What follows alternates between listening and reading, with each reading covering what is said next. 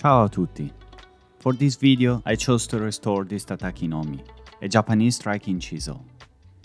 Unlike bent chisels, this tool is built for power rather than more refined work.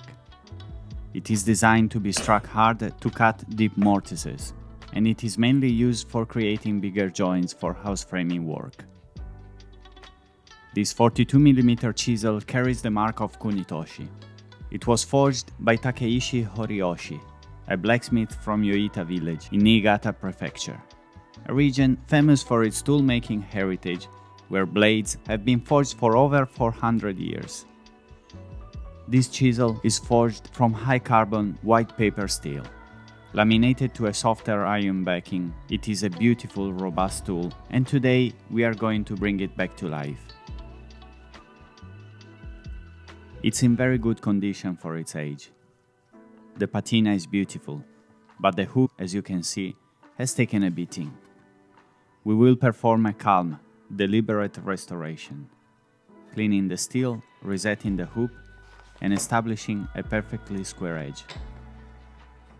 Takeishi Horioshi was born in 1949, and at the young age of 15, with a clear vision for his future, he became a deshi, an apprentice, dedicating his life entirely to the forge.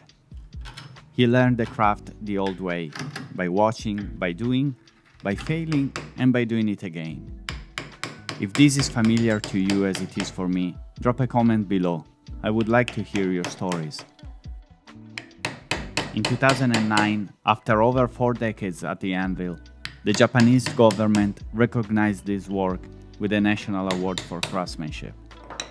He is now in his late 70s. There are fewer than 10 blacksmiths left in Yoita who still forge by hand. Takeishi is one of them. If you like my work and the practice of bringing old tools out of the dust and back to the workbench, drop a like, share with your friends, and, if you haven't already, subscribe to my channel. This is crucial for me in a way to reach more people and save more tools. The striking hoop, or Katsura, prevents the handle from splitting under heavy blows. The hammer strikes the wood, and the iron hoop holds everything together, helping to transfer the blow to the cutting edge.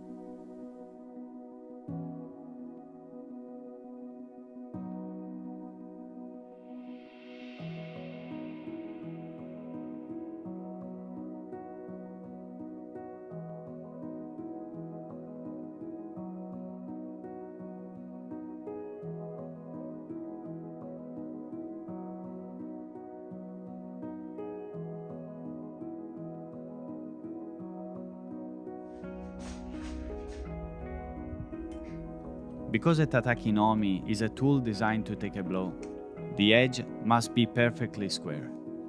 A skewed bevel can result in the incorrect transfer of energy from the hammer to the cutting edge, eventually wearing the bevel unevenly, shortening edge retention and forcing us to sharpen more frequently.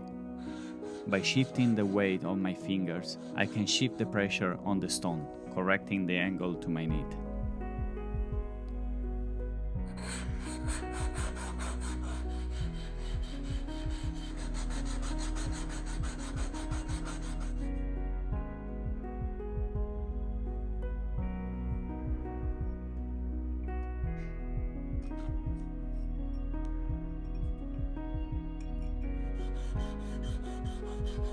One of the most characteristic features of a Japanese chisel is the Ura, the hollow grind on the back.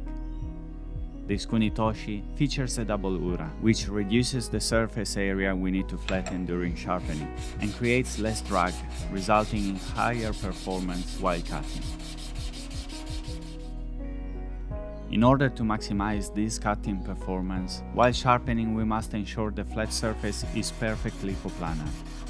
There are various techniques to do this, and I am planning to explore them more in details in future videos.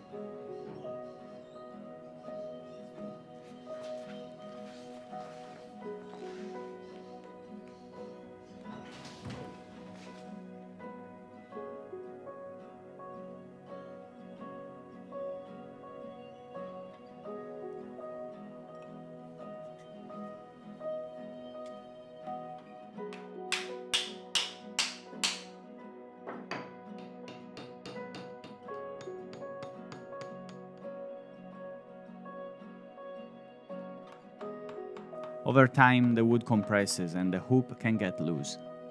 By nourishing the end and carefully mushrooming the wood over the rim, we create a natural shock absorber. The hammer strikes the wood, and the iron hoop holds everything together, helping to transfer the blow to the cutting edge.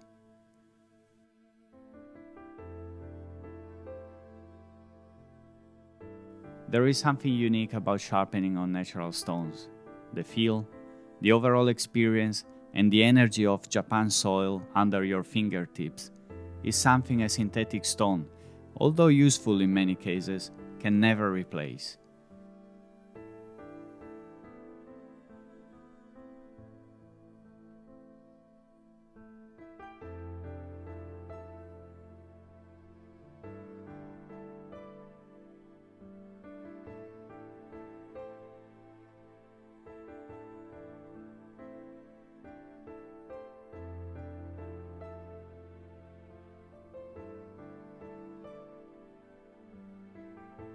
And the result speaks for itself. For years, this Kunitoshi sat on a shelf, waiting for somebody to awaken it once more. The intent of Master Takeishi was still locked inside the metal, and as you can see, it's now working as it should.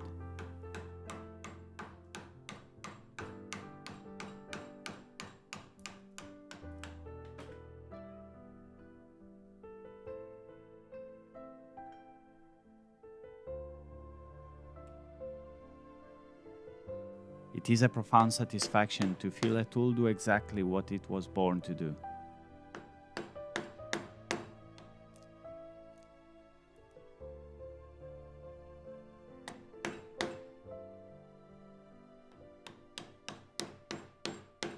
Strike hard, cut clean, and after receiving such blows, it still retains its edge for finer work.